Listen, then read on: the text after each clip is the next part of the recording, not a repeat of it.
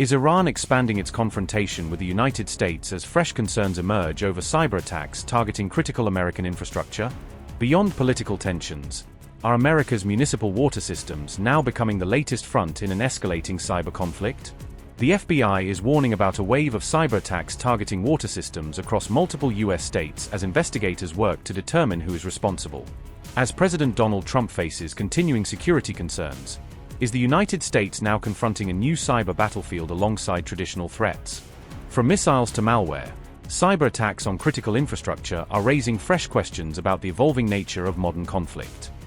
The FBI said malicious cyber actors have targeted municipal water systems across at least 7 U.S. states in a coordinated cyber campaign.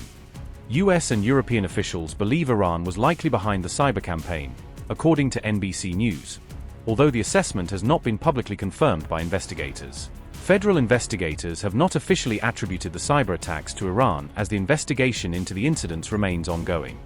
The attacks targeted water and wastewater utilities that rely on internet-connected industrial control systems to manage daily operations.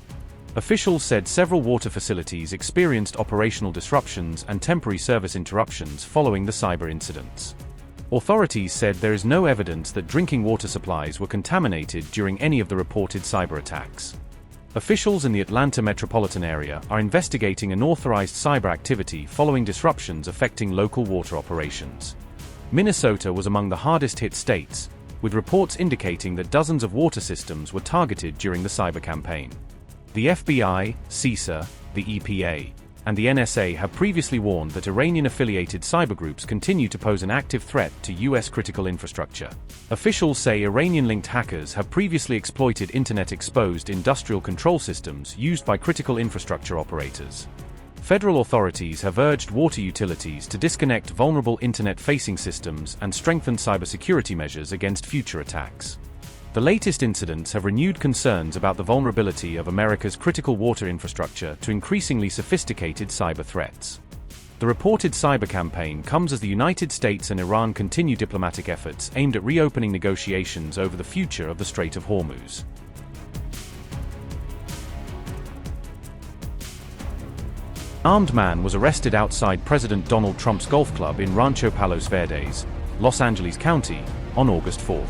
The arrest came just 2 days before President Donald Trump was scheduled to visit the golf resort, prompting heightened security concerns.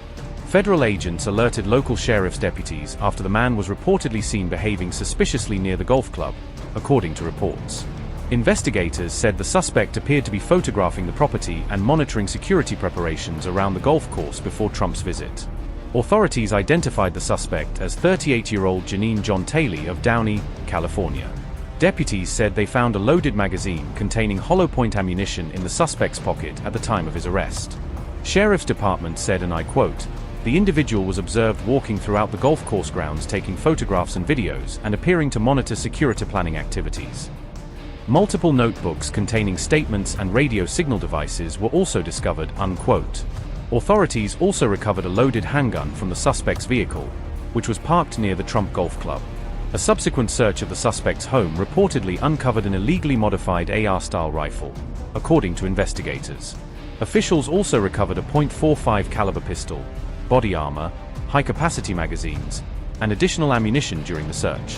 Investigators said several notebooks containing concerning writings were also seized as part of the ongoing investigation. 2 radio signal devices were reportedly recovered from the suspect's residence along with other evidence, according to investigators. The Sheriff's Department said the suspect was already under investigation in connection with a separate robbery case before this incident.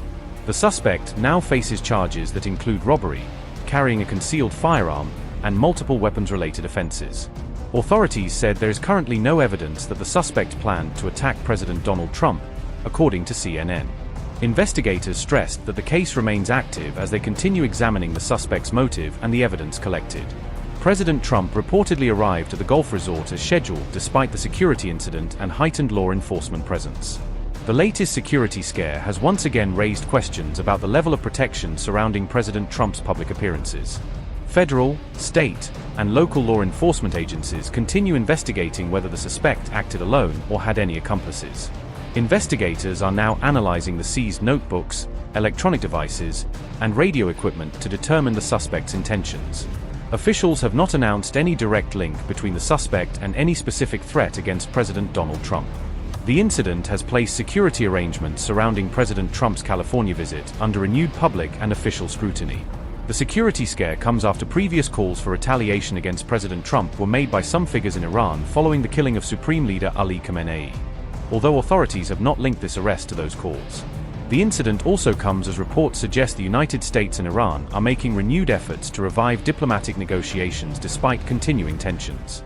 There was a threat. There was a man who was arrested, seemed to be heavily armed near the property here on Sunday. It's an ongoing concern, sir. Talk about that for briefly if we can. Well, the only thing I get a little solace from is they say only consequential presidents.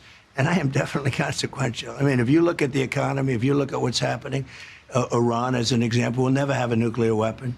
They already can't, but it's going to be formal. The Strait's going to be open very soon, or they're going to get hit very hard, and then the Strait's going to be open. And we were going to a tremendous attack, the biggest since World War II.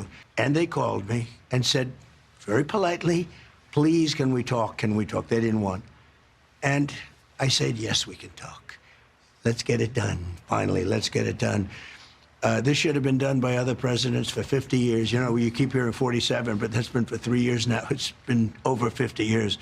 Other presidents or other countries should have been able to do this.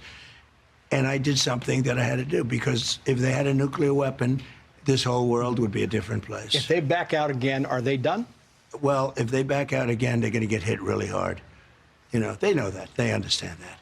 We hit them very, very hard, but the hard hit is yet to come, and hopefully we won't have to use it. I hope we won't have to. We're having very good discussions. They don't like to admit that, but it's a little bit disconcerting. You tell people like you, we're having wonderful discussions, and then some guy will come out of Iran and say, we have not met, we have not, it's just such a lie. All day long, you understand, it's just incredible. Upgrade your news experience with the all-new HT app. Download now.